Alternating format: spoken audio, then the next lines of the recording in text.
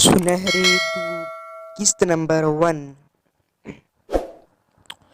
वो 3 दिन की दुल्हन छत पर अकेली खड़ी थी। इसके लंबे और घने बाल कमर तक आए हुए थे।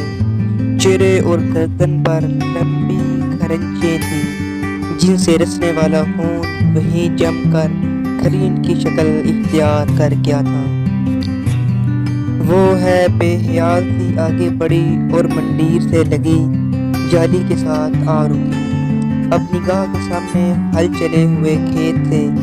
हवा अचानक तेज हुई तो सामने शहर जाने वाली तारकोल की सड़क पर गर्दो गुबार भगोलों की सूरत उड़ता नजर आने लगा। घर की चार दीवारी के बाहर मवेशी बंधे हुए थे।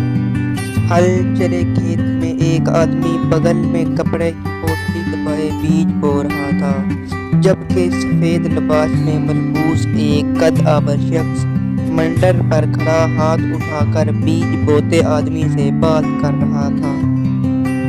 वो कद आवर शख्स इस छत पर खड़ी दुल्हन का शोहर था। लड़की की निगाह इस पर पड़ी तो एकदम इसका दिल उबर आया और ज़हन पर जैसे कोई है जानदारी हो गया।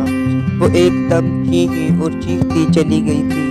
मंडर पर खड़े आदमी ने कदरे चौंकते हुए पलट कर देखा। कुछ देर छत पर खड़ी रोती लड़की को घूरा, फिर तेज तेज चलता हवेली की जानब आने लगा और हवेली में दाखिल होकर दौड़ता हुआ लम्हों में वो आदमी छत पर उसके साथ रूबरू था। उबैर, क्या तकलीफ है तुम्हें? हाँ बाबू। इसने करीब आते ही इसका बाजू कोहनी से पकड़कर जोरदार झटका दिया।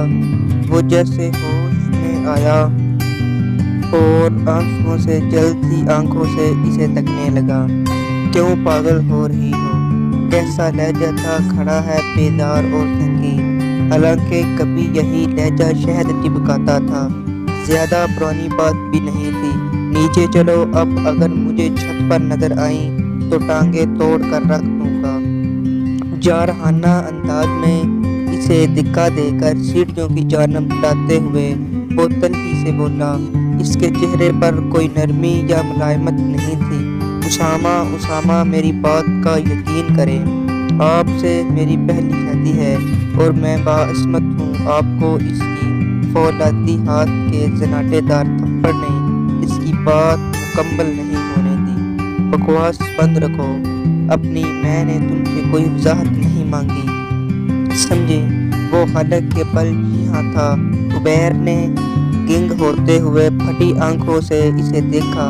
वो कुछ नहीं बोल सकी थी।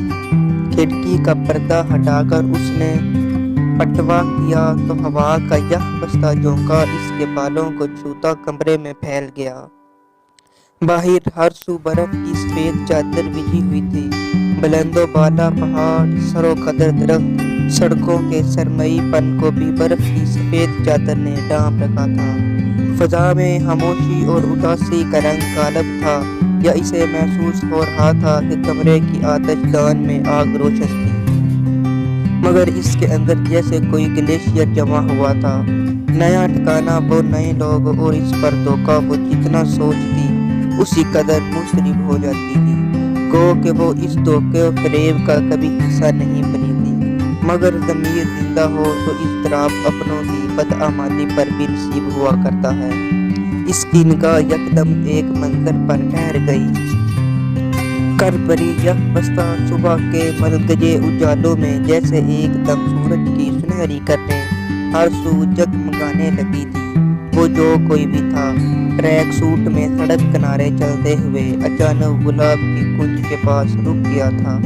झुककर गुलाब की इस कली को तोड़ता हुआ वो इस सारे माहौल में एकदम खूबसूरत अदाफे का सबब बन गया। कुछ मंजर बिलाशुबा अपने अंदर तलखमी कशिश रखते हैं। वो भी बेखुद इसी मंजर में खो गई थी। वो अपने ध्यान में था। गुलाब की खुली कली हमरा लिए आगे बढ़ गया। वो तब चौंकी जब हंसी की आवाज़ सुनी। हैरानी से पलटने पर सारा को रूबरू पा के इसके हलक तक कड़कवाहट खुल कर चली।